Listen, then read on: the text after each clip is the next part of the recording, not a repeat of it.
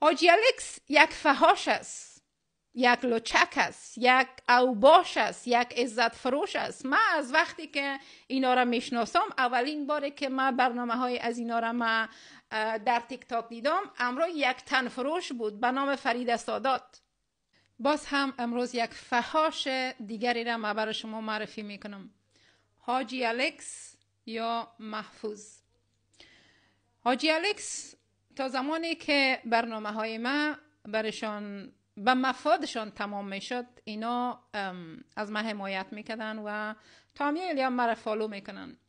مگر وقتی که ما برنامه های خود به خاطر روشنگری و به خاطر آگاه رسانی مردم خود شروع کردم و همچنان درباره مردهای طلاقی صحبت کردم، مردهای ناکام طلاقی که زنایشان اونا را ایلا داده. به خاطر چی؟ به خاطر که اینا ناکام هستن و نتونستن که از زنهای خود حفاظت کنن و یا نفقه بر زنهای خود برسانن و زنهایشان اینا را ایلا دادن یا طلاق دادن. سر از اینا بد خورد و اینا چی کردن که حتی در برنامه های لایف خود چندین بار اینا توهین و تحقیر کردن برای من، مگر من نادیده گرفتم. مگر اینا یک صفحه جعلی یا فیک دارن که من اینجا براتون صفحهش میمونم. این صفحه را که صفحه حاجی الکس هستن که از این مردم توهین و تحقیر میکنن، اینا آمدن در این صفحه ویدیوهای نشر کردن و برای من توهین و تحقیر کردن. فکر کردن که من نمیفهمم یا نمیشناسم که اینا حاجی الکس هستن. ببینین، شما توانایی مرا زیر سوال هیچ وقتی نبرین، به خاطر که توانایی ما اینقدر بلند است الحمدلله که شما حتی فکرش کرده نمیتونین. همه شما فحاش ها را من میشناسم، مگر من هیچ چیز نمیگفتم. خب حاجی الکس یا محفوظ آمد توهین تحقیر کرد و حتی این صفحه را وقتی که من برش در استوری یک چند ویدیو در استوری ماندم و برش یک اشاره رساندم که یعنی من میفهمم که این صفحه جعلی و فیکی را که تو در این ویدیو نشر کردی و برای من توهین کردی، من میفهمم که ای از خودت هسته.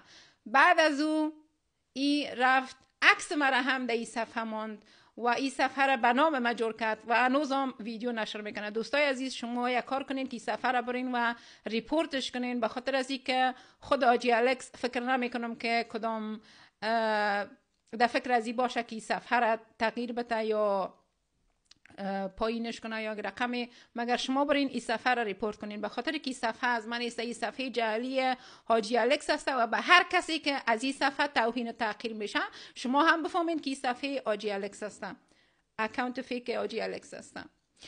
حاجی الکس یک فحاش است، یک لچک است، یک اوباش است، یک عزت فروش است. من از وقتی که اینا را میشناسم، اولین باره که من برنامه های از اینا را من در تیک تاک دیدم، امروز یک تن فروش بود به نام فرید سادات. یک چیز را دوستای عزیز شما متوجه باشین که من هنوز هم بر ضد فحاشی هستم. من هنوز هم از تن فروش ها و فحاش های تیک تاک من حمایت نمی کنم. من هنوز هم بر ضد از اونا هستم. من طرفدار از اونا نیستم. من هنوز هم بر ضدشان هستم.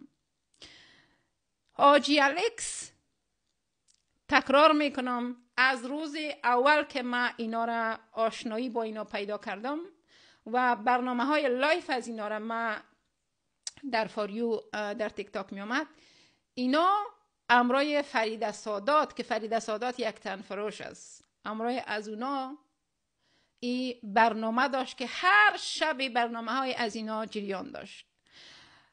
ای تو شبی نبود که اینا الفاظی را در برنامه خود استفاده نکنن که یعنی اصلا لایف از اینا لایف فامیلی نبود، لایفی نبود که در او افت کلام در نظر گرفته شود و یا یک لایفی باشه که مردم از او چیزی یاد بگیرن.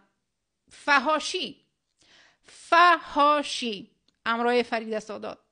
خب فرید سادات خب ابتدا بود، از اونمو وقت که شروع شده بود تا امروزه روزه لایف های حاجی الکس فحاشی است، لچکی است، اوباشی است، بی عزتی است. الفاظی را که آجی الکس در برنامه خود استفاده میکنه یا به الفاظی که اینا صحبت میکنن گپ میزنن، بجز از یک فحاش، بجز از یک لچک، بجز از یک اوباش، یک مردی که قابل احترام در جامعه باشه او رقم الفاظ استفاده نمیکنه. مگر باز هم سوال در اینجاست که افرادی که بر ضد فحشا هستن چرا در مقابل از اینا استاد نمیشن؟ افرادی که بر ضد فحشا مبارزه میکنن چرا بر ضد از اینا مبارزه نمیکنن؟ چرا در مقابل از اینا استاد نمیشن؟ به عوض از این که در مقابل از اینا استاد شون، در پهلوی از اینا استاد هستن و از اینا حمایت میکنن. چرا؟ و آجی الکس، ما با تمام چیزهایی که تو فکر میکنی ما خودت میشناسم، خوب صحیح خودت میشناسم. کوشش نکو که با ما خود بزنی، به خاطر ازی که با ما خود زده نمیتونی، به خاطر که هر کسی که با ما خود بزنه برنده نمیشه بدون ازی که میبازه. و من الله توفیق. با احترام.